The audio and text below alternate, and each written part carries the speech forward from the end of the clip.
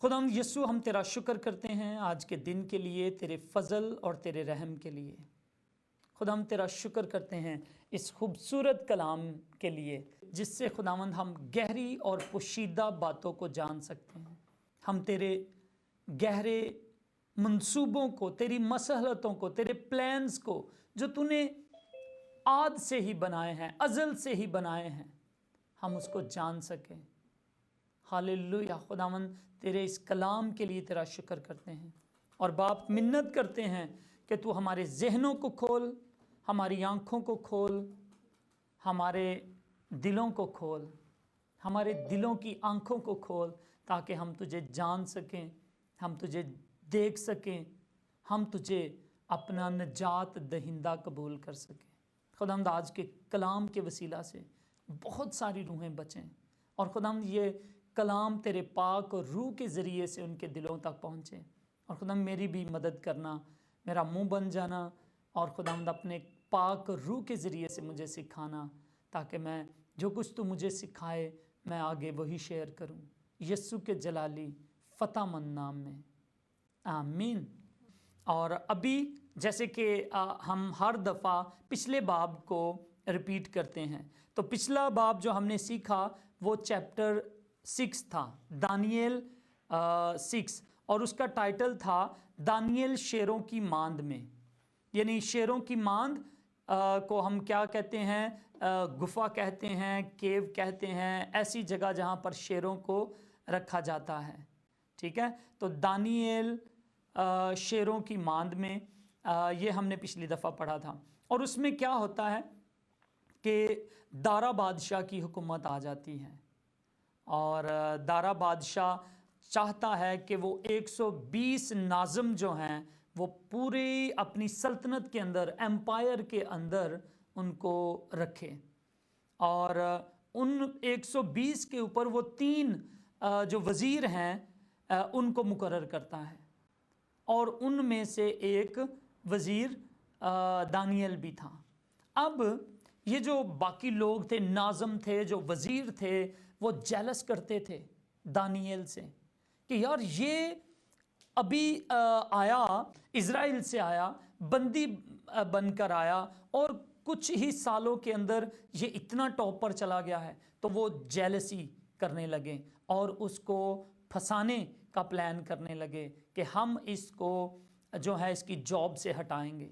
लेकिन उन्होंने कोई भी ऐसा मौका ना ढूंढ सके, ऐसा ना पा सके कि जिसमें वो दानियल को गिरा सकें। वो नाकाम हुए और फिर बहुत सोच विचार के बाद फाइनली उन्होंने ये देखा कि हम दानियल को इसकी जो शरीयत है, इसकी तालीम जो देता है, जिस खुदा के बारे में ये बात करता है, हम उसी के मामले में इसको फंसाएंगे। और उन्होंने एक बड़ा खूबसूरत प्लान बनाया उसको फंसाने का, और बादशाह भी उस प्लान में फंस गया। और उन्होंने एक लॉ पास करवा लिया कि अब से 30 दिनों तक जो कोई भी कुछ मांगेगा, दरख्वास्त करेगा, कोई इल्तिजा करेगा, कुछ मांगेगा, तो वो किसी दूसरे माबूद से नहीं मांगेगा, बल्कि वो सब लोग दारा बादशाह से मांगेंगे। यानी दूसरे लफ्ज़ों में दारा बादशाह ही खुदा होगा। और मेरे अजीज़ों, फिर हम देखते हैं कि इस पैगाम को, इस बात को दानियल नहीं मानता और वो अपने खुदा ही की इबादत करता है, उसी को सजदा करता है। और फिर जो उसके मुखालिफ होते हैं वो ये सब कुछ देख लेते हैं कि दानियल अब बाज नहीं आ रहा, और यही उनका प्लान होता है, और वो बादशाह को बताते हैं। बादशाह को बहुत दुख होता है कि यार ये मैंने क्या कर दिया, मेरी सल्तनत का सबसे टॉप क्लास वज़ीर तो यही था। और यही नहीं बल्कि दानियल बादशाह ने, दारा बादशाह ने उसे सब वज़ीरों के ऊपर रखा। यानी बादशाह के बाद जो दूसरे नंबर पर वज़ीर है, पावर है जिसके पास, वो दानियल ही था। तो अब दानियल को बादशाह को इस बात का बहुत दुख होता है और बादशाह उसको बचाने की कोशिश भी करता है, लेकिन फिर भी नहीं बचा पाता और दानियल को शेरों की मांद में ڈالنا پڑتا ہے۔ اور بادشاہ اسے جانے سے پہلے ایک بات کہتا ہے، بادشاہ کہتا ہے کہ دانیل، جس خدا کی تو عبادت کرتا ہے وہی تجھے بچائے گا۔ اور میرے عزیزو، دانیل کو جب شیروں کی ماند میں ڈال دیا جاتا ہے تو خدا اپنے فرشتے کو بھیج کر شیروں کے منہ کو بند کر دیتا ہے، اور وہ دانیل کا کچھ بھی نہیں بگاڑتے، کچھ بھی نہیں اس کو کہتے۔ اور بادشاہ اگلی صبح سویرے پتہ کرنے آتا ہے کہ دانیل کو خدا نے بچایا ہے کہ نہیں بچایا، اور وہ دانیل کو آواز دیتا ہے، کہتا ہے، دانیل زندہ خدا کے بندے، کیا تیرے خدا نے جس کی تو دن رات عبادت کرتا ہے وہ تجھے بچانے پر قادر ہوا؟ اور نیچے سے آواز آتی ہے، بادشاہ تو سلامت رہے۔ دانیل کہتا ہے، بادشاہ میرے خدا نے اپنا فرشتہ بھیج کر شیروں کے منہ کو بند کیا، کیونکہ میں نے خدا کے خلاف کوئی گناہ نہیں کیا۔ اور کہتا ہے، بادشاہ میں نے تو تیرے خلاف بھی کوئی غلطی نہیں کی، کوئی خطا نہیں کی۔ اور بادشاہ یہ باتیں سن کر بہت خوش ہو جاتا ہے، اور وہ کہتا ہے کہ دانیل کو باہر لایا جائے، اور وہ اس کو باہر لے کر آتے ہیں، اور دانیل کی بہت زیادہ عزت کی جاتی ہے، اور بادشاہ یہ اعلان کرتا ہے کہ اب سے دانیل کے خدا کو ہم سرایا جائے گا، کوئی اس کے مخالف بات نہیں کرے گا، کیونکہ اسی کا خدا سچا خدا ہے۔ تو میرے عزیزو، بادشاہ جو ہے فائنلی کنونس ہو جاتا ہے کہ پاور اس کی نہیں بلکہ پاور اسرائیل کے خدا کی ہے، دانیل کے خدا کی ہے۔ اور بادشاہ اور کیا کرتا ہے، جن لوگوں نے جھوٹا الزام لگایا ہوتا ہے دانیل کے خلاف، بادشاہ کہتا ہے ان کو، ان کی بیویوں کو اور ان کے بچوں کو، سب کو ڈال دیا جائے شیروں کی ماند میں۔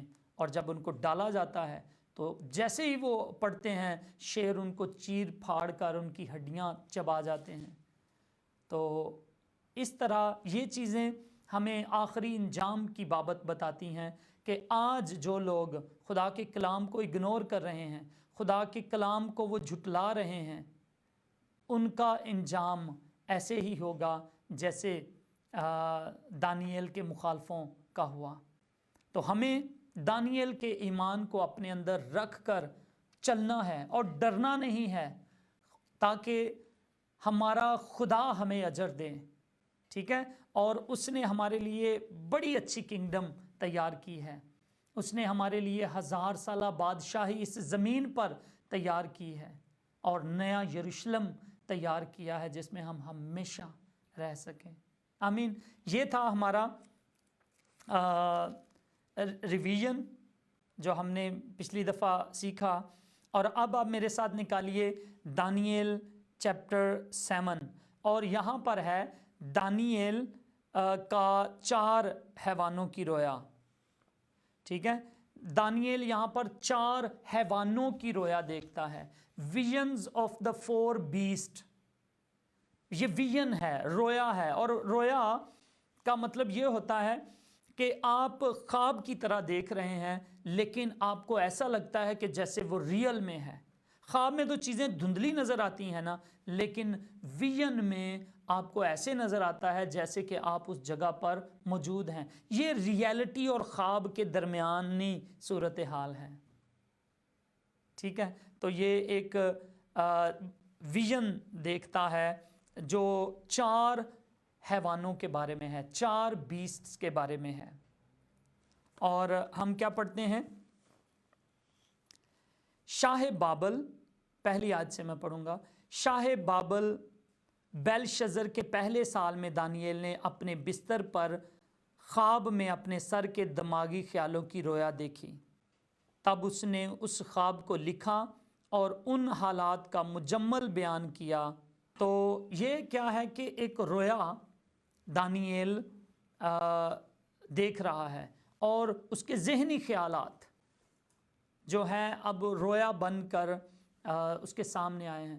کیوں ہم کہہ سکتے ہیں کہ اس کے ذہنی خیال تھے؟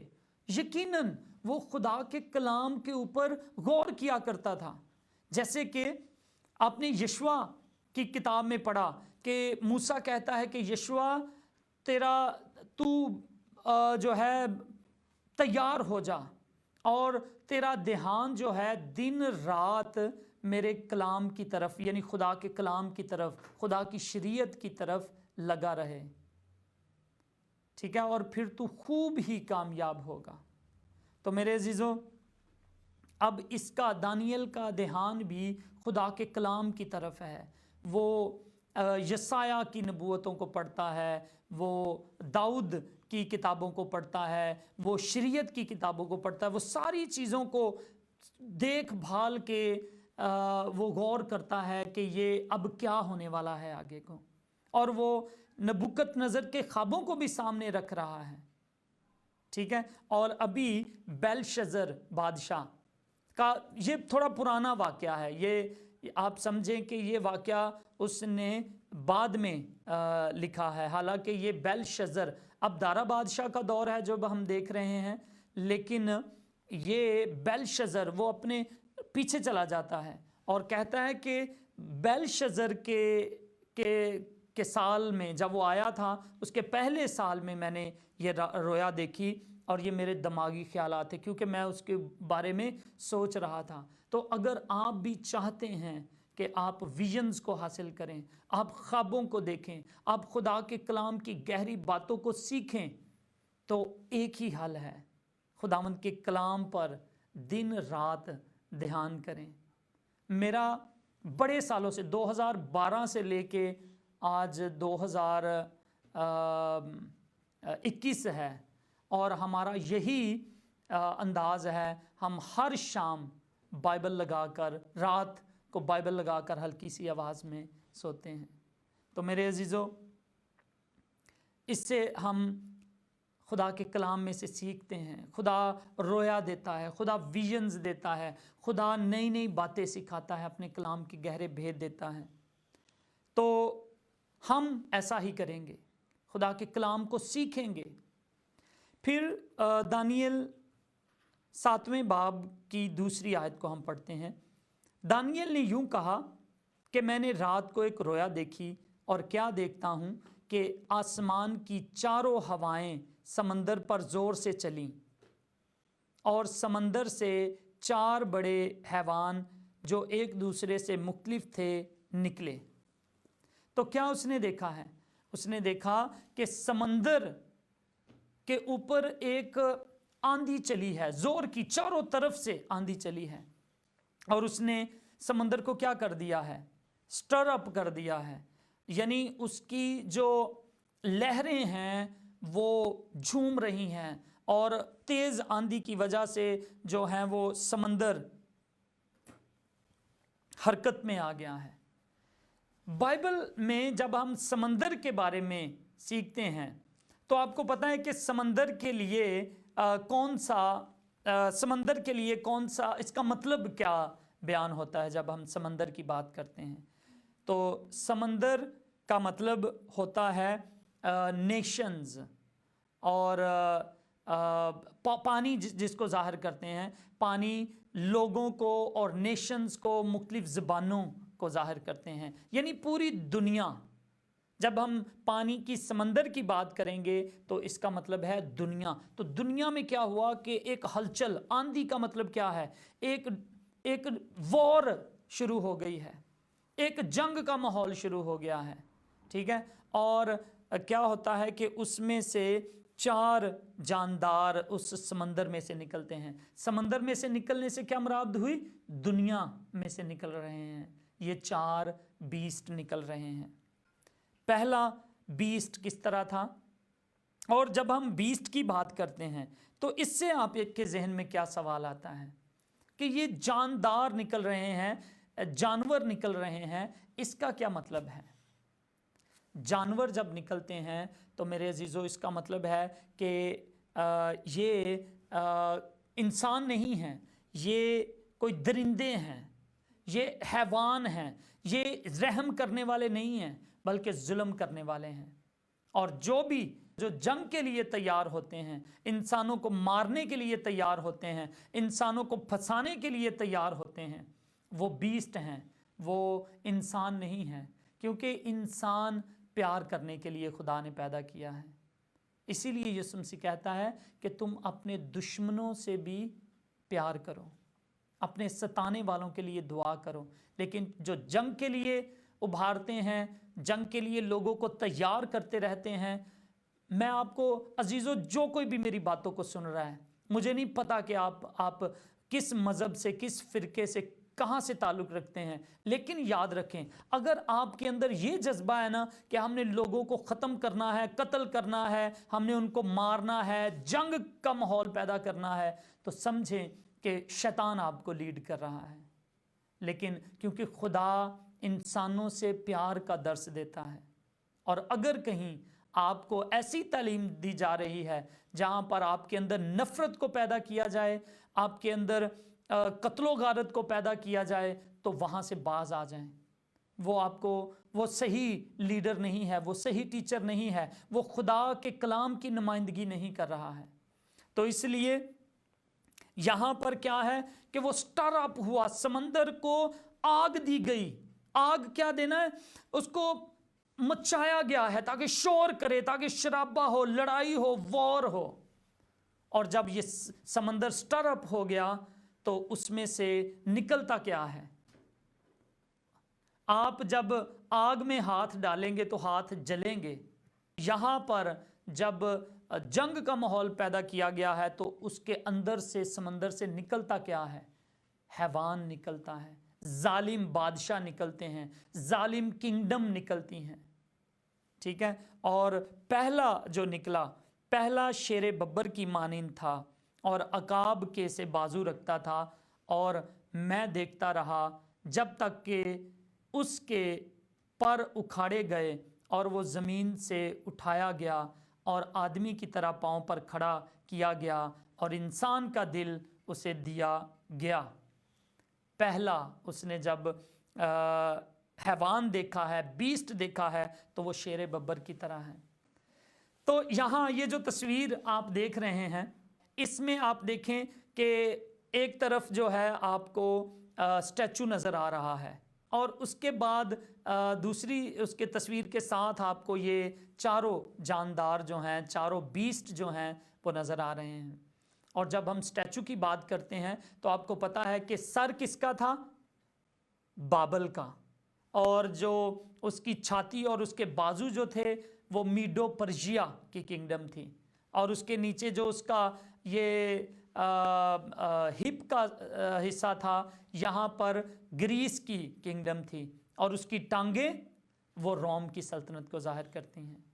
تو ایسے ہی اب کوئی نئی بات نہیں دانیل کو بتائی جا رہی، بلکہ اسی چیز کو بتایا جا رہا ہے، لیکن اب وہ حصہ ڈیٹیل کے ساتھ بتایا جائے گا، قریب سے۔ پہلے تو صرف ایک حلیہ بتایا ہے ایک اسٹیچو کو دکھا کر، لیکن اب اس کے بارے میں مزید خدا ڈیٹیل بتا رہا ہے دانیل کو۔ اور کیوں دانیل ان سب خدا کے کلام کو، نبوکت نظر کی خواب کو غور کرتا ہے، اور پھر خدا اس کو بتاتا ہے کہ ان سب کا مطلب کیا ہے۔ تو پہلا خدا بتاتا ہے اس کو کہ یہ شیر ببر کی مانند تھا اور عقاب کے سے بازو رکھتا تھا، اور میں دیکھتا رہا جب تک کہ اس کے پر اکھاڑے گئے اور وہ زمین سے اٹھایا گیا۔ اب کیسے اس کے پر دیکھتا رہا؟ یہاں پر ہے کہ دانیل اس کو دیکھ رہا ہے۔ یہ سارا واقعہ دانیل کی آنکھوں کے سامنے ہوا، اور کس کی سلطنت کو اس نے اپنی آنکھوں کے سامنے دیکھا؟ ڈیفینیٹلی بابل کی سلطنت کو۔ کس بادشاہ کو اس نے دیکھا؟ اس نے نبوکت نظر بادشاہ کی شان و شوکت کو بھی دیکھا، اور اس نے اس کے زوال کو بھی دیکھا۔ تو یہ جو شیر ببر ہے یہ نبوکت نظر کو ظاہر کر رہا ہے، اس کی کنگڈم کو ظاہر کر رہا ہے۔ اور اگر آپ بغداد شہر کے اندر بابل شہر کے کھنڈرات ابھی بھی موجود ہیں، اور بہت سے ٹورسٹ وہاں پر جاتے ہیں، اور اگر آپ کے پاس کبھی عراق میں جانے کا موقع ملے تو آپ اشتار گیٹ اور بابل کے پورے شہر کو، اس کے کھنڈرات ابھی بھی موجود ہیں، آپ دیکھ سکتے ہیں، اور وہاں پر آپ کو ایک شیر کا مجسمہ بنا ہوا نظر آئے گا وہاں پہ، اور ان کی دیواروں پر بھی انہوں نے شیر کی تصویریں لگائی ہیں۔ تو یہ واضح طور پر یہ ظاہر کرتا ہے کہ یہ جو شیر نکلا یہ کس کنگڈم کو ظاہر کر رہا ہے، تو یہ ڈیفینیٹلی نبوکت نظر کی کنگڈم کو، بابل کی کنگڈم کو ظاہر کر رہا ہے۔ اور پھر کہتے ہیں کہ اس کے پر تھے، شیر کے پر تھے، اور پھر وہ پروں کو اکھاڑ دیا گیا، اس کی طاقت کمزور کر دی گئی، اور وہ کیا 7 سال تک بھیلوں کی طرح اس نے گھاس کھایا، وہ بیابان جنگلوں میں رہا، اور اس کی دماغی صلاحیت جو تھی وہ خدا نے لے لی۔ اور پھر کہتا ہے اور آدمی کی طرح وہ اپنے پاؤں پر کھڑا کیا گیا، اور انسان کا دل اسے دیا گیا۔ پہلے حیوان کا دل اسے دیا گیا تھا، شیر کا دل دیا گیا تھا، اور شیر طاقتور تو ہوتا ہے، پاورفل تو ہوتا ہے، لیکن ظالم بھی ہوتا ہے، وہ پرواہ نہیں کرتا، وہ سب کو کھا جاتا ہے۔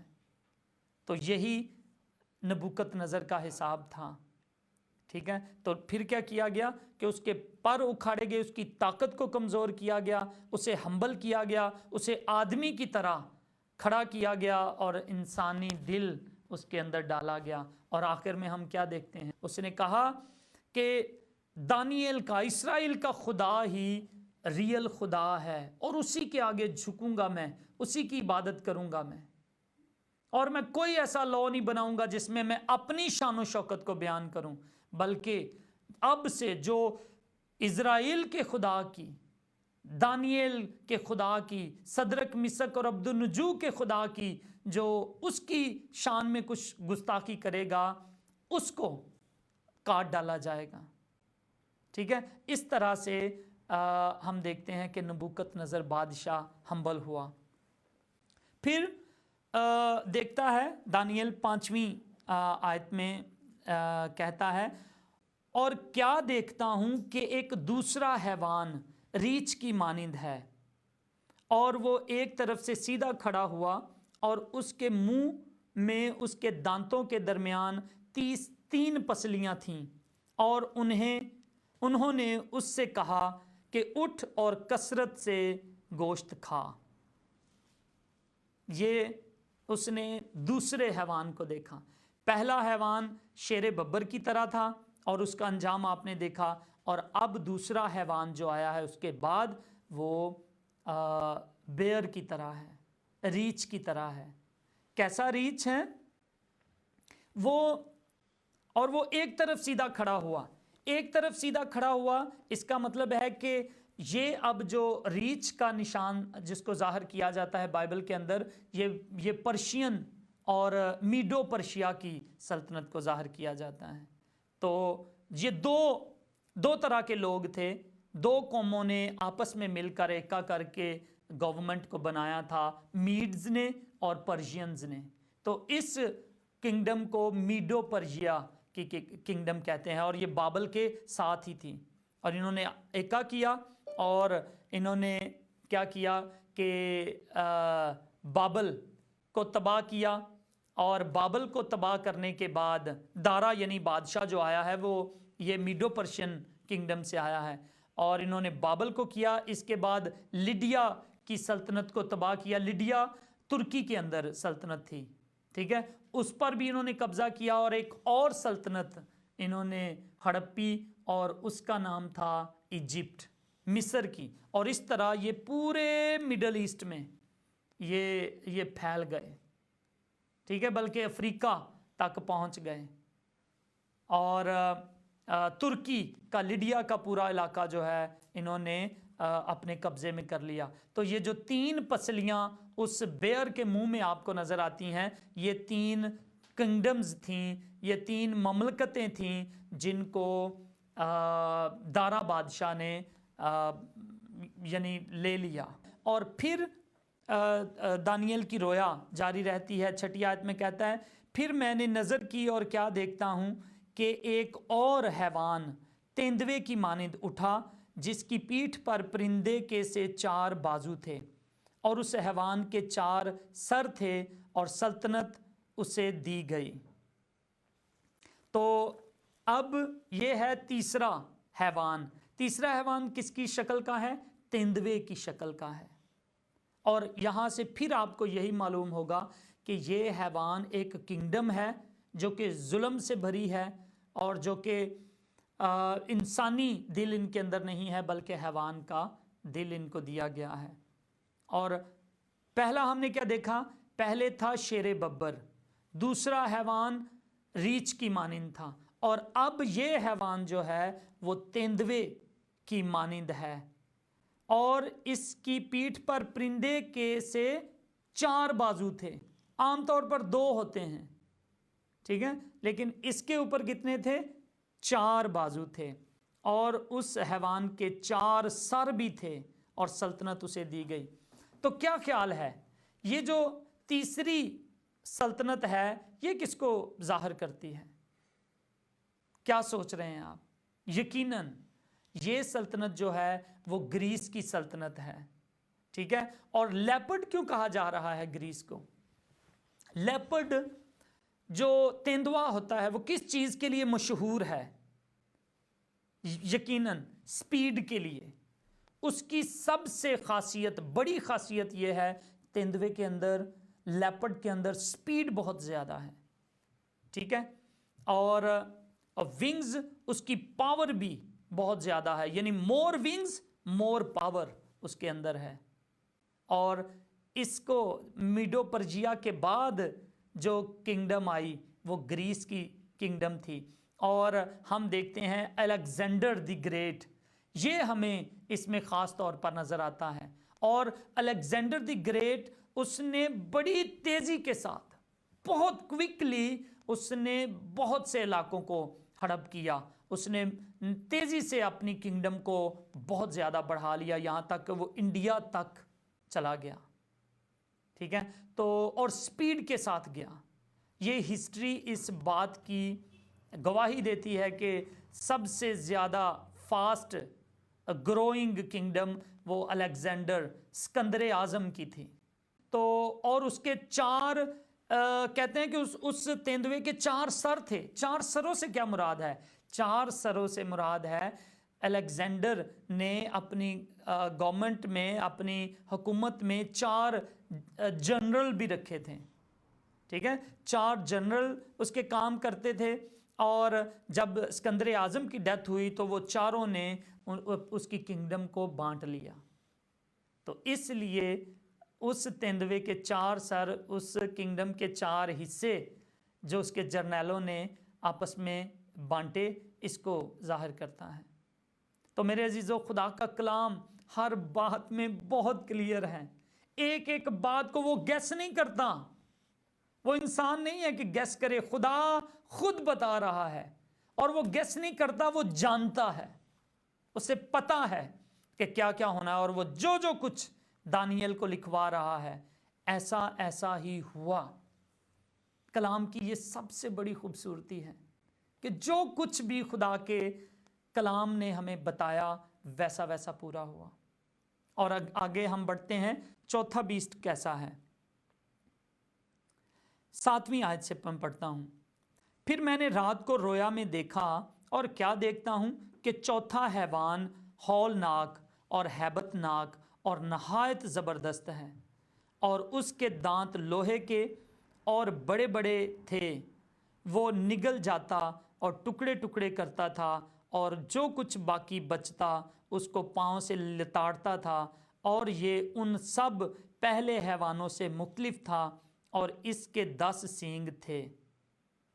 मैंने उन सींगों पर गौर से नज़र की, और क्या देखता हूँ कि उनके दरमियान से एक और छोटा सा सींग निकला, जिसके आगे पहलों में से 3 सींग जड़ से उखाड़े गए। और क्या देखता हूँ कि उस सींग में इंसान की सी आंखें हैं, और एक मुंह है जिससे घुमंड की बातें निकलती हैं। तो ये चौथा हैवान था, और इस हैवान को जो है वो روم کی سلطنت کہا جاتا ہے۔ اور کیا ہوا کہ روم نے کس کی سلطنت کا تختہ الٹا؟ الیگزینڈر دی گریٹ، یعنی کہ یہ جو گریس کی سلطنت تھی، اس کی سلطنت کا تختہ انہوں نے الٹ دیا۔ اور اس کو دانیل کہتا ہے یہ بڑا ہولناک تھا، بڑا ہیبت ناک تھا، یہ بڑا عجیب سا ڈرونا سا تھا یہ جو جاندار میں نے دیکھا۔ اس نے کچھ ڈریگن کا سا حلیہ اس کا دیکھا ہے، اور اس کے دانت جو تھے لوہے کے اور بڑے بڑے تھے، اور وہ نگل جاتا اور ٹکڑے ٹکڑے کرتا، اور اپنے پاؤں میں جو کچھ بچتا تو لٹاڑتا تھا۔ تو میرے عزیزو، سب سے زیادہ ظلم سے بری ہوئی حکومت جس کو ہم دیکھتے ہیں کنگڈم، وہ روم کی کنگڈم رہی۔ اور آپ کو پتہ ہے کہ ان کے ظلم کی حد یہ تھی کہ یہ لوگوں کو صلیب پر چڑھاتے تھے۔ حالانکہ شیروں کے آگے ڈال دینا یہ کوئک موت ہے، آپ کسی کو پھانسی دے دیتے ہیں، یہ کوئک موت ہے، آپ تلوار سے قتل کر دیتے ہیں، کوئک موت ہے، لیکن اس کو صلیب پر چڑھانا اور وہ جو ہے موت کا قطرہ قطرہ مزہ چکھے، یہ وہ ظلم سے بھری ہوئی موت تھی۔ اور آپ کو پتہ ہے کہ انہی کے سسٹم میں، یہ بیسٹ سسٹم میں، روم کے سلطنت سسٹم میں، یسوع مسیح کو بھی صلیبی موت انہی رومنز نے ہی دیا۔ تو کیونکہ جب یسوع مسیح اس دنیا میں آئے اس وقت اس روم کی سلطنت تھی، اس بیسٹ کی سلطنت تھی جس کو عجیب ہولناک اور ہیبت ناک کہا جا رہا ہے۔ ٹھیک ہے، تو یہ ظلم سے بڑا تھا۔ اور پھر کیا ہے، ایک چھوٹا سینگ اس میں سے نکل، اس کے نا یہاں پر لکھا ہے اس کے 10 سینگ تھے، اور اس کا بھی کوئی مطلب ہے۔ ہر چیز بائبل میں ایک چھوٹی سی بھی چیز مطلب کے ساتھ ہے اور بڑے مطلب کے ساتھ ہے۔ اب ہم کیا دیکھتے ہیں کہ اس جو یہ حیوان ہے اس کے 10 سینگ بھی ہیں۔ اوکے، تو اس یہ جو آپ کو چوتھا حیوان نظر آ رہا ہے، اس کے 10 سینگ بھی ہیں، اور 10 سینگ سے مراد یہ تھی کہ یہ کنگڈم جو روم کی کنگڈم تھی بعد میں 10 حصوں میں تقسیم ہو گئی۔ ٹھیک ہے، اور اس میں سے یہ بھی کہا جا رہا ہے کہ وہ ایک چھوٹا سینگ نکلا، اس کے اوپر آنکھیں ہیں اور ایک منہ ہے جس سے گھمنڈ کی باتیں نکلتی ہیں۔ تو اس سینگ کو، چھوٹے سینگ کو، بہت سارے مفکرین یہی کہتے ہیں کہ یہ اینٹی کرائسٹ کا سینگ ہے۔ اور جب آنکھوں کی بات آتی ہے نا کہ آنکھیں کیا ظاہر کرتی ہیں، تو آنکھوں سے مراد ہے وزڈم۔ آپ کو یاد ہے نا کہ برے کی بھی، وہ جو سلے ہونے والا برہ ہے اس کی 7 آنکھیں ہیں۔ تو یہ کیا ہے، اس کے اندر بھی بڑی وزڈم تھی، بڑی چالاکی کے ساتھ اس نے کام کیا، اور منہ بھی دیا گیا بلاسفمی کرنے کے لیے، خدا کے کلام کو پس پردہ ڈالنے کے لیے، اس کو دبا دینے کے لیے، اور اپنی باتوں کو پیش کرنے کے لیے۔ اور جب یہ ہم دیکھتے ہیں نا یہ والا دور آیا، تو میرے عزیزو یہ دور پہلے بھی آ چکا ہے اور اب دوبارہ بھی یہ ریوائز ہوگا۔ ٹھیک ہے، اس کو تلوار لگی، اس حیوان کو تلوار لگی اور وہ ہیل میں ڈال دیا گیا، لیکن یہ دوبارہ سے بھی اینڈ ٹائم کے موقع پر دوبارہ نکلے گا یہی حیوان۔ اور اس ٹائم کو جس میں یہ بہت کلیور تھا، چھوٹا سینگ، اس کو دانائی دی گئی، اس کے منہ میں سے گھمنڈ کی باتیں نکلتی تھیں، تو اس دور کو تاریخ مڈ ایول کے دور سے جانتی ہے، مڈ ایول ٹائم۔ اور اس دور کو ڈارک ایجز کے نام سے بھی پکارا جاتا ہے، کیونکہ یہاں پر کیا ہوا کہ انہوں نے چلاکی سے کام کیا، انہوں نے گورنمنٹ کو اور ریلیجن کو، مسیحی ریلیجن کو کمبائن کر دیا، انہوں نے پولیٹکس اور مسیحت کو کمبائن کیا، اور خدا کا جو کلام تھا اس کی دھجیاں اڑائیں۔ کس طرح سے؟ چینج نہیں کیا، اس کے خلاف تعلیم دینی شروع کر دی، ट्रेडिशंस को इन्होंने उभारना शुरू किया। खुदा का कलाम आहिस्ता आहिस्ता पीछे किया गया और अपनी ट्रेडिशंस को इन्होंने हवा दी। और अगर हम मरकस 7:7 अगर आप मेरे साथ निकालें तो हम इसमें क्या पढ़ते हैं? मरकस 7:7, यहाँ पर यीशु मसीह क्या कहते हैं आने वाले दौर के बारे में। लिखा है, ये लोग होंठों से, बल्कि मैं पढ़ता हूँ यसाया की किताब में से, उसने उनसे कहा, यसाया ने तुम रयाकारों के हक में क्या खूब नबूवत की है, जैसा कि लिखा है, ये लोग होंठों से तो मेरी ताजीम करते हैं लेकिन इनके दिल मुझसे दूर हैं, और ये बेफायदा मेरी प्रस्तिश करते हैं क्योंकि इंसानी अहकाम की तालीम देते हैं। तो मेरे अजीज़ों, ये जो दौर था, इन्होंने खुदा के कलाम को एक साइड पे रखा और इन्होंने अपनी तालीम बनाई। इन्होंने खुदा का कैलेंडर पीछे किया और अपना कैलेंडर, जिसे रोमन कैलेंडर कहते हैं, वो इन्होंने इंट्रोड्यूस करवाया। हालांकि खुदा ने भी एक कैलेंडर दिया था अपने लोगों को। जब आपने मसीहत को कबूल किया है तो उसके कैलेंडर को क्यों नहीं कबूल किया? और इन्होंने उसको पीछे किया और अपना कैलेंडर बनाया। खुदा के कवानीन को पीछे किया और अपने कानून राइज किए। खुदा की ईदों को पीछे किया और अपनी ईदें इन्होंने बनाई। अपनी सारी इंसानी तालीम, ट्रेडिशंस को सामने लेकर आए। और इसीलिए आज मसीहत के अंदर आपको खालिस लोग बहुत कम नज़र आते हैं।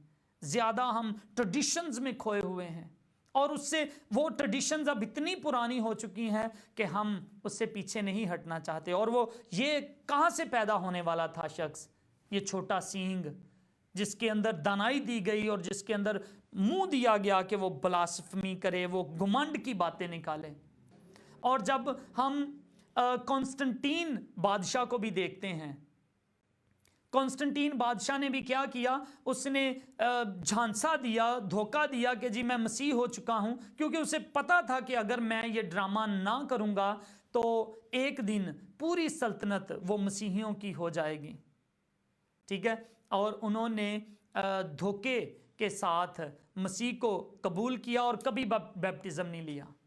ये उसकी खासियत है, ऐसा एम्परर जिसने मसीह को कबूल तो किया लेकिन कभी बैप्टिज्म नहीं लिया, जो कि खुदा के कलाम का सबसे बड़ा इम्पोर्टेंट काम था कि वो बपतिस्मा ले, लेकिन नहीं लिया। और बहुत सारे कवानीन जो है सूरज की, क्योंकि वो सूरज देवता की प्रस्तिश करते थे तो इसलिए उन्होंने बहुत ज़्यादा सूरज की इमेजेस को परवान चढ़ाया, बुत प्रस्ती को परवान चढ़ाया। जितने भी बुत थे उनको इंट्रोड्यूस करवाया कि जी इनकी भी आप प्रस्तिश कर सकते हैं।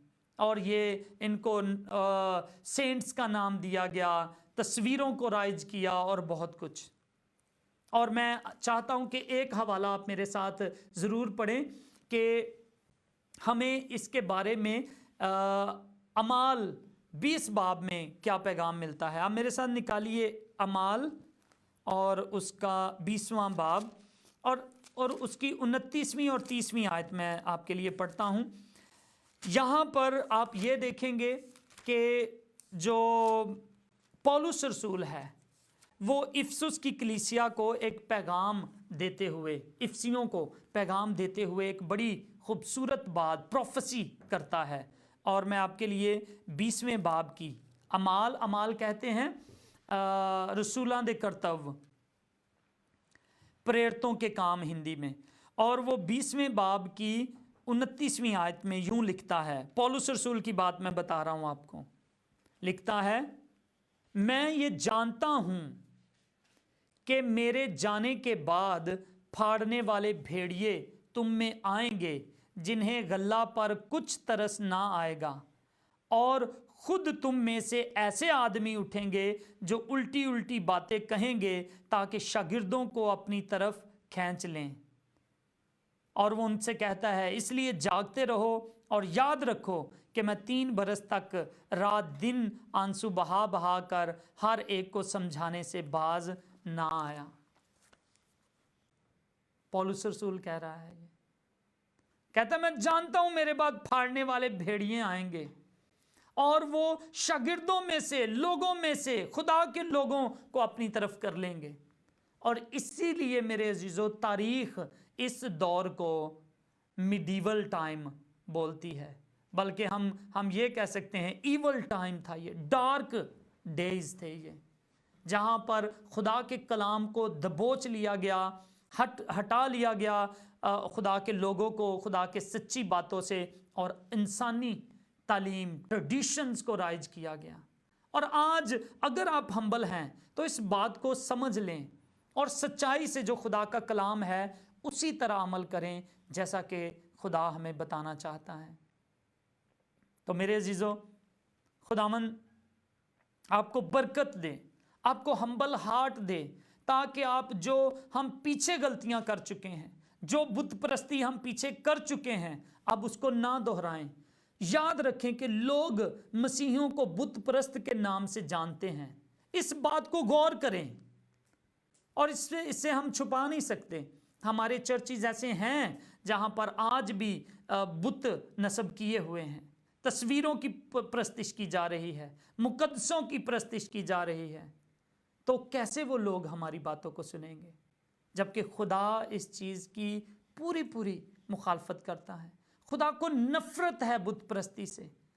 वो कहता है कि मैं अपनी इबादत बुतों के लिए, दूसरे माबूदों के लिए राइज नहीं रखूंगा। मैं ही खुदा हूं, मैं गयूर हूं, गैरत वाला, अंख वाला खुदा हूं।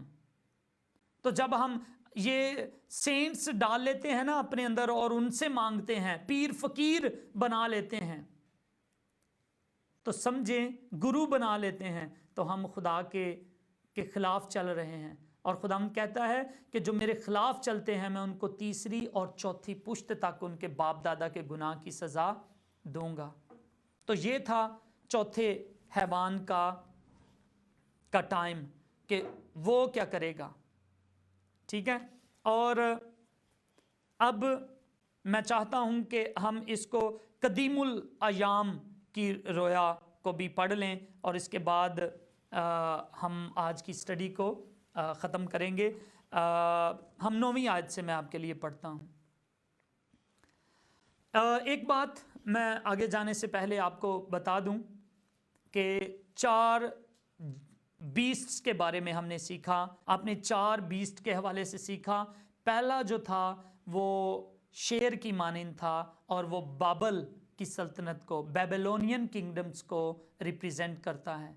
उसके बाद जो रीछ है वो मीडो पर्शिया की सल्तनत को, फारस की सल्तनत को जाहिर करता है।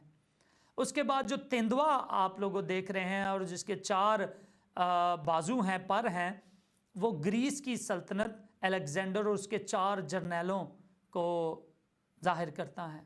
और उसके बाद जो आप ड्रैगन की तरह एक हैवान देख रहे हैं, वो रोम की सल्तनत को जाहिर करता है। और रोम की सल्तनत को एक ज़रब लगाई गई, एक तलवार के साथ उसको एक ज़ख्म दिया गया। किस किताब में हमें पता चलता है? बुक ऑफ रेवलेशन में। और वो ज़रब लगाई गई थी जब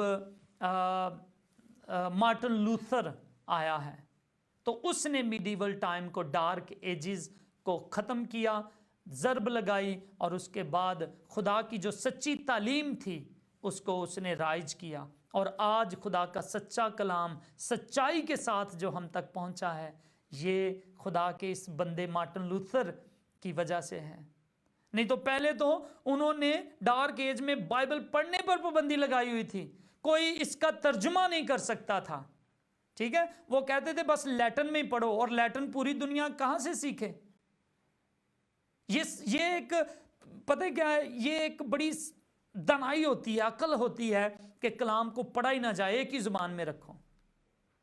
तो वो उन्होंने कहा कोई तर्जुमा नहीं, कोई दूसरा नहीं पढ़ सकता, सिर्फ कैलर्जी पढ़ेगी, सिर्फ जो काहिन हैं, जो प्रीस्ट हैं, वो पढ़ेंगे, और बाकी और कोई नहीं पढ़ेगा। लेकिन क्या हुआ, मार्टिन लूथर दिलेरी के साथ आया और उसने बगावत की, और वो उसी चर्च में से निकला, लेकिन खुदा ने उसकी आंखों को खोला, और खुदा ने کیا کیا؟ اس نظام کو ختم کیا، اور اب دوبارہ ہمیں آزادی اور فتح ملی کہ آج خدا کا کلام ہزاروں زبانوں کے اندر ہے، ہر جگہ پہنچ رہا ہے، ہر ایک شخص کو حق حاصل ہے کہ وہ خدا کے کلام کو پڑھے۔ اور اب میں بتاتا ہوں کہ آخری ایام میں کیا ہوگا۔ اب پھر سے دانیل کی ریولیشن کی کتاب میں لکھا ہے کہ وہ بیسٹ پھر سے نکلے گا، اور ایک دفعہ وہ اپنا سر اٹھائے گا تھوڑی دیر کے لیے، اور پھر اس کو ختم کر دیا جائے گا۔ اور اس کو ختم کرنے والا کون ہے؟ اس کو ہم یہاں پر دیکھتے ہیں۔ قدیم الایام ہستی کی رویا، 9ویں آیت۔ میرے دیکھتے ہوئے تخت لگائے گئے اور قدیم الایام بیٹھ گیا، اس کا لباس برف سا سفید تھا اور اس کے سر کے بال خالص اون کی مانند تھے، اس کا تخت آگ کے شعلے کی مانند تھا اور اس کے پہیے جلتی آگ کی مانند تھے، اس کے حضور سے ایک آتشی دریا جاری تھا، ہزاروں ہزار اس کی خدمت میں حاضر تھے اور لاکھوں لاکھ اس کے حضور کھڑے تھے، عدالت ہو رہی تھی اور کتابیں کھلی تھیں۔ تو کچھ ایسا منظر، یہ ریئل تصویر نہیں ہے، کوئی بھی تصویر ریئل نہیں ہے، یاد رکھیں۔ یہ ساری جو آپ کو تصویریں نظر آتی ہیں یہ صرف ایک امیجری، کسی نے اپنا خیال پیش کیا ہے۔ اور کیا ہے کہ خدا کی پریزنس کو یہاں پر دکھایا گیا ہے۔ قدیم الایام کون ہے؟ ڈیفینیٹلی خدا باپ کو ظاہر کیا گیا ہے کہ وہ ہے، کتابیں کھولی گئی ہیں، ہزاروں ہزار اس کے سامنے پیش کیے گئے ہیں، اس کے تخت کی صورتحال بتائی گئی ہے کہ وہ کیسی ہے، شعلے کی مانند ہے۔ اسی لیے وہ شعلوں میں سے بھی اپنے لوگوں کو بچانے آ گیا تھا، صدرک مسک اور عبدالنجو کو، کیونکہ وہ تو خود ایک آگ کی مانند ہے۔ تو یہاں پر خدا کا منظر پیش کیا گیا ہے۔ اور 11 ورس سے میں پڑھتا ہوں، میں دیکھ ہی رہا تھا کہ اس سینگ کے گھمنڈ کی باتوں کی آواز کے سبب سے میرے دیکھتے ہوئے وہ حیوان مارا گیا اور اس کا بدن ہلاک کر کے شعلہ زن آگ میں ڈال دیا گیا۔ ٹھیک ہے، یہاں پر یاد رکھیں کہ جو میں نے آپ کو کہا کہ وہ حیوان جسے پہلے ضرب لگی تھی، پہلے چوٹ لگائی گئی تھی اور اسے ہیل میں بھیجا گیا تھا، وہ پھر سے جی اٹھے گا اور ہمارے دور میں اب وہ آنے والا ہے۔ اس کو بولتے ہیں antichrist, not Jesus Christ but antichrist. وہ آئے گا اور وہ پھر سے تھوڑی دیر کے لیے وہ سب کو خداوند کے خلاف کرے گا، خدا کے کلام پر پابندیاں لگائے گا اور خداوند کے لوگوں پر پابندیاں لگائے گا، ظلم و ستم کو لائے گا، اور پھر کیا ہوگا کہ اس حیوان کو مار ڈالا جائے گا اور اس کا بدن ہلاک کر کے شعلہ زن آگ میں ڈالا جائے گا۔ اور ڈالنے والا کون ہے؟ مکاشفہ کی کتاب بتاتی ہے کہ وہ یسوع مسیح ہے، یسوع مسیح ہے۔ اور 12ویں آیت میں پڑھتے ہیں، اور باقی حیوانوں کی سلطنت بھی ان سے لے لی گئی، لیکن وہ ایک زمانہ اور ایک دور زندہ رہے، وہ ایک زمانہ اور ایک دور زندہ رہے۔ تو یہ باقی بھی جو دنیا کے حیوان ہیں، دنیا جو اس حیوان کا ساتھ دے گی، اس اینٹی کرائسٹ کے ساتھ جو کولیشن کریں گے لوگ، ان کی بھی سلطنت ان سے لے لی جائے گی۔ یہ ہے دنیا کا آخری وقت، جب یسوع مسیح مکاشفہ کی کتاب کے حوالے سے وہ دنیا پر آ کر حکومت کرتا ہے۔ 13ویں آیت، میں نے رات کو رویا میں دیکھا اور کیا دیکھتا ہوں کہ ایک شخص آدم زاد کی مانند آسمان کے بادلوں کے ساتھ آیا اور قدیم الایام تک پہنچا۔ کون قدیم الایام تک پہنچا؟ قدیم الایام کس کے بارے میں سیکھا؟ خدا کو قدیم الایام کہا جا رہا ہے، باپ کو قدیم الایام کہا جا رہا ہے۔ اور کہتے ہیں ایک شخص آدم زاد کی طرح، یسوع مسیح کا ایک ٹائٹل ہے، کیا؟ آدم زاد۔ اسے کیا بولتے ہیں؟ سن آف مین بولتے ہیں، ابن آدم، یاد ہے؟ ابن آدم۔ تو سن آف مین کی مانند آسمان کے بادلوں کے ساتھ آیا۔ ہم نے کیا پڑھا تھا ریولیشن میں؟ हमने रेवलेशन में ऐसे ही कि वो बादलों की सवारी करके आता है। आप गीतों में भी गाते हैं, ਬੱਦਲਾਂ ਦੇ ਤਖਤ ਤੇ ਬਹਿ ਕੇ ਯਿਸੂ ਰਾਜਾ ਆਵੇਗਾ, ਸਾਨੂੰ ਵੀ ਹਵਾਵਾਂ ਦੇ ਕਠੋਲੇ 'ਚ उड़ावेगा। और इसका रेफरेंस देने की मुझे ज़रूरत नहीं है, क्योंकि हर जगह आप इस बात को जानते हैं कि वो बादलों की सवारी करके आएगा। कौन? सन ऑफ मैन, इब्ने आदम। और यीशु के लिए ये टाइटल इस्तेमाल किया गया है। और वो कदीमुल अयाम तक पहुंचा, वो उसे उसके हुजूर लाए, और सल्तनत और हशमत और ममलकत उसको दी गई, ताकि सब लोग और उम्मतें और अहले लुगत उसकी खिदमत गुजारी करें। उसकी सल्तनत अब्दी सल्तनत है जो जाती ना रहेगी, और उसकी ममलकत लाजवाल होगी। Praise the Lord. आपने जब दानिएल का मुजस्मा देखा तो उस मुजस्मे को तबाह करने वाला कौन था? किसने किया था? वो मुजस्मे को गिराया था, टुकड़े टुकड़े किया था। किसने? पत्थर ने, चट्टान ने, रॉक ने। और वो रॉक के बारे में हमने क्या सीखा? वो रॉक कौन है? वो चट्टान यीशु मसीह है। आमीन।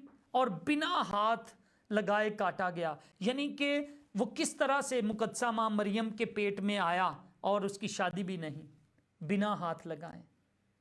और यीशु मसीह था वो चट्टान। ठीक है, तो क्या है? अब उसी ख्वाब को एनलार्ज करके खोल कर बताया गया है कि अब इसका मतलब क्या था। वो चट्टान जो तुमने पहले देखी वो इब्ने आदम है, वो आदमजाद की तरह है, वो आसमान के बादलों पर से आता है, और कदीमुल अयाम उसे ममलकत और सल्तनत और इख्तियार देकर भेजता है। और उम्मतें और अहले ज़ुबान और पूरी दुनिया, खुदा के कलाम में लिखा है कि एक वक्त आता है कि हर एक घुटना यीशु मसीह के आगे झुकेगा और इकरार करेगा कि वही खुदावंद है, वही यहोवा है, वही बचाने वाला है, और उसकी सल्तनत का खात्मा कभी नहीं होगा। उसकी सल्तनत लाजवाल है। मेरे अजीज़ों, कलाम मुकद्दस का पूरा महवर यीशु मसीह है और कोई नहीं है। किसी के बारे में कुछ नहीं लिखा हुआ, ना तुरैत में, ना ज़बूर में, ना नबियों के सहीफ़ों में, ना अंजील में, कहीं पर भी नहीं।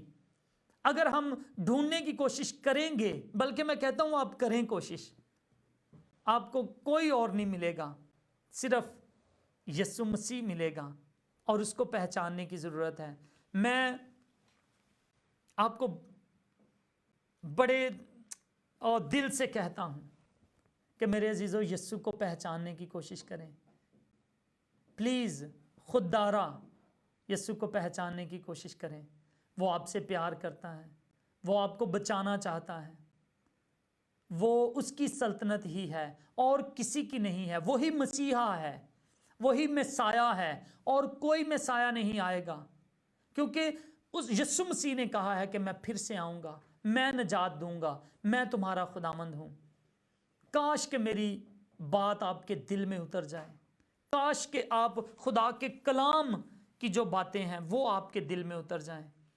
और मेरा ईमान है कि खुदा का पाक रूह आपकी ज़िंदगी को बदलेगा, और खुदावंद का पाक रूह आपके अंदर इस बात को कायम कर देगा कि यीशु ही खुदावंद है और वही बचाता है, और उसके नाम का अर्थ भी यही है।